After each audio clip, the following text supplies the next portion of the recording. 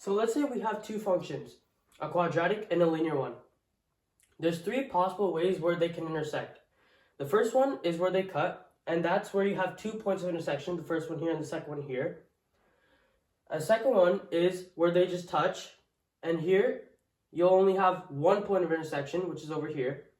And the last one is where they don't touch at all, and so here there's 0 points of intersection.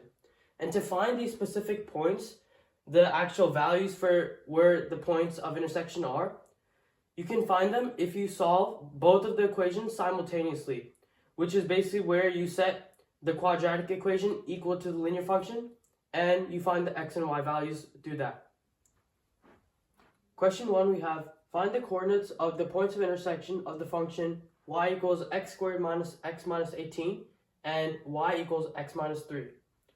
So first of all, we have two different functions here, and to find the points of intersection, what we're going to do is set them equal to each other to see where the x value satisfies both equations.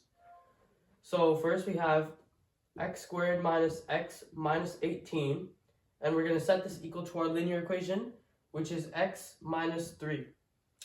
Now we're just going to bring the right side over to the quadratic side, minus x and plus 3. And now we're going to have x squared minus 2x minus 15 equals 0. Now all we're going to do is factor this to solve for the roots. And this is going to be 5 and negative 5 and 3.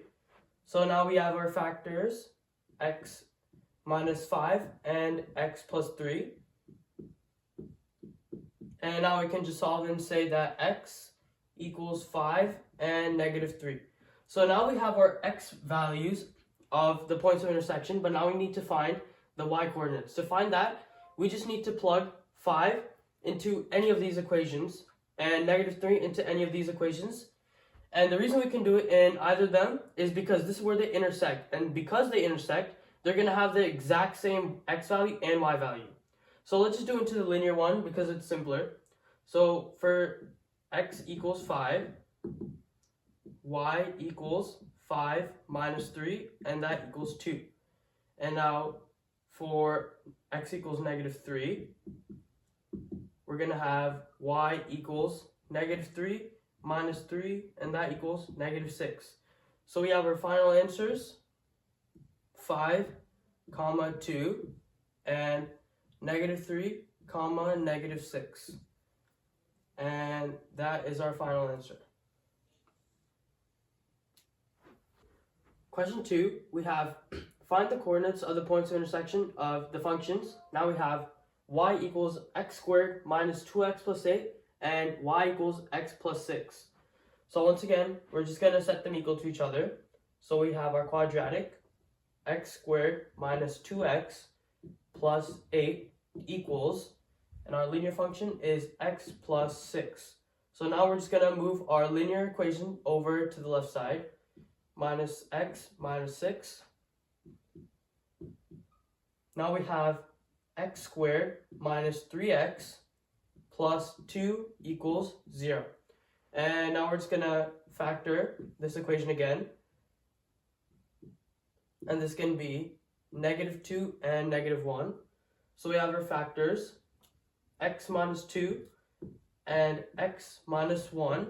This equals 0. Now we can just solve, and we have x equals 2 and 1. Now, let's just substitute 2 and 1 into the linear function, x plus 6.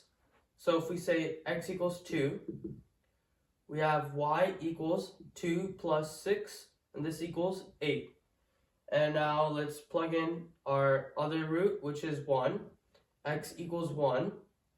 And this is going to be y equals 1 plus 6. This equals 7. So we have our final answers. For 2, it is 8, so 2 comma 8. And for 1, it's 7, so 1 comma 7. And this is our final answer. Okay, question 3, we have y equals x squared minus 4x plus 3 and y equals 2x minus 6. So we're going to set these equal to each other. X squared minus 4x plus 3, and this equals 2x minus 6. And we're going to move the right side over to the left side.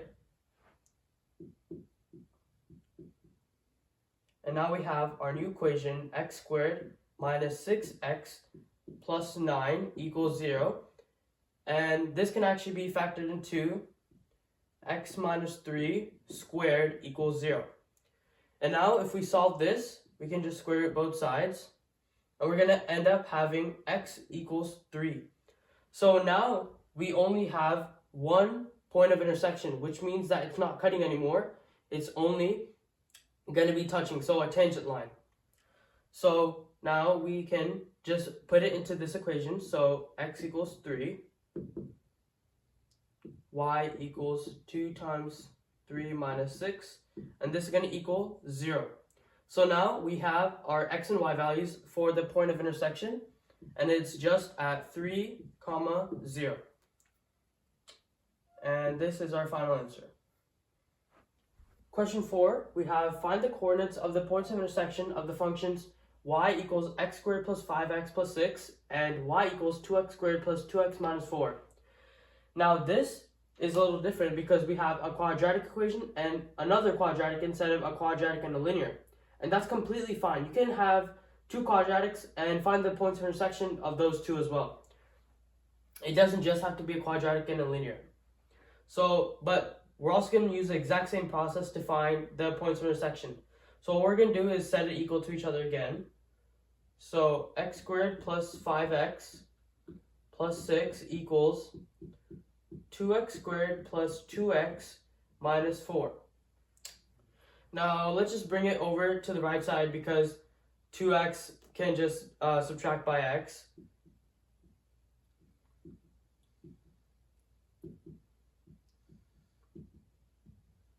Now let's just simplify. So we have x squared minus 3x minus 10 equals 0.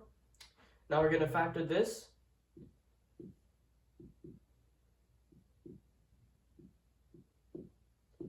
And now we can factor this out to be x minus 5 times x plus 2 equals 0. And now we can say that x equals 5 and negative 2. So now, let's say x equals 5. Now I can plug it into any of them really, but let's just go with the first one because you don't have to multiply by 2 again. So let's just plug into that. So 5 squared plus 5 times 5 plus 6, and this is going to equal 56. And now, if we have x equals negative 2, we're going to have negative 2 squared plus 5 times negative 2 plus 6, and this is going to equal 0. So now we have our points of intersection.